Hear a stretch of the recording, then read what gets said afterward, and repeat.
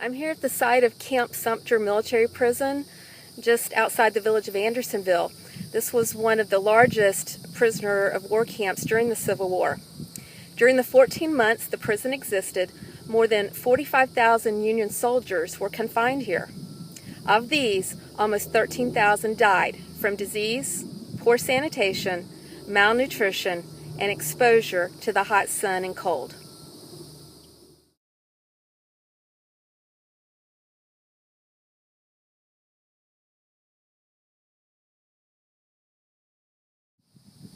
The Union soldiers who were brought to the Andersonville prison, Camp Sumter, they had to improvise in terms of shelter. And if they were fortunate, they could find a twig or some kind of branch and take a cloth or a blanket and fashion together what's called a shebang. And this would provide some relief from the hot sun. Camp Sumter was enclosed by a 15-foot wall, and this is a replica of what that wall looked like.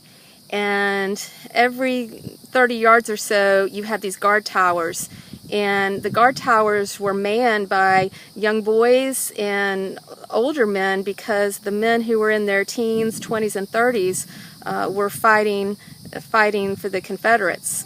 And if a soldier tried to enter the boundary called the deadline, these soldiers were instructed to shoot them. Union soldiers who were captured marched from the village of Andersonville, from the railroad station there, to this spot and uphill to the north gate. This was the main prison entrance. After prisoners passed through the outer door, it was barred behind them.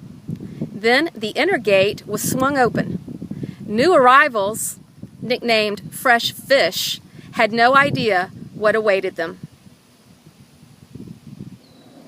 The first prisoners arrived in February of 1864, and for the first few weeks, about 400 prisoners arrived here daily. In June of 1864, just over 25,000 prisoners were confined here in an area that was designated to hold about 10,000.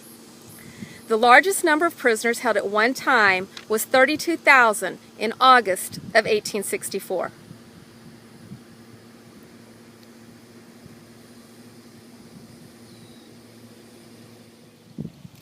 During a heavy rainstorm on August 14, 1864, a spring suddenly gushed from this hillside. The prisoners were desperate for fresh water, and over time the event became legendary. Several men claimed to have seen lightning strike the spot just before the spring burst forth. This damp slope would appear to be a likely site for a spring. Workmen may have inadvertently buried the spring's outlet while digging the stockade trench. Whether an act of nature or divine providence, the effect of the stream was an answer to thousands of prayers for drinking water.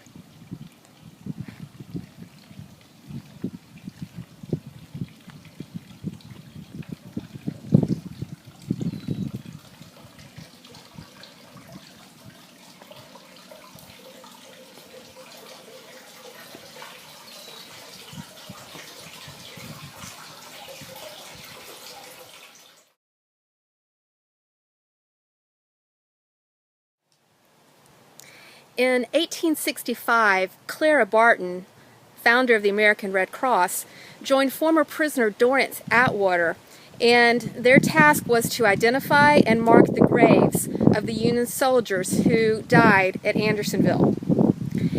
Atwater was a prisoner here, and as a prisoner he had the job of recording the names of the deceased soldiers. He made a second copy and kept that for his own. 12,000 died here, but only 460 had to be marked as unknown United States soldier.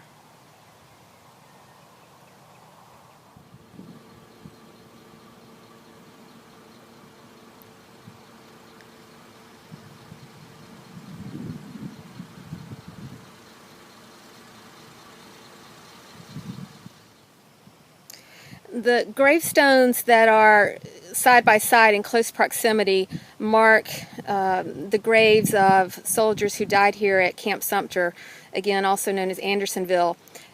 Behind that you see gravestones, and that marks another part of this national cemetery where the remains of soldiers from World War I, World War II, and the other wars have been laid to rest. But then separated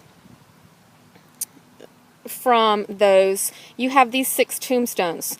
And these markers are for the remains of a group of men known as the Raiders. And at Andersonville, at Camp Sumter, during the Civil War, the conditions were so horrific and terrible that the men started to turn on each other.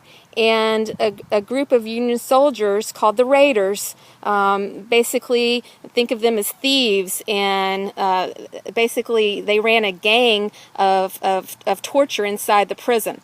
Well, toward the end of Andersonville, these 6 leaders of the Raiders were put on trial by the other members of the camp, and their punishment for the crimes that they committed, these 6, they were hanged, and their gravestones, their markers, are separated from the others.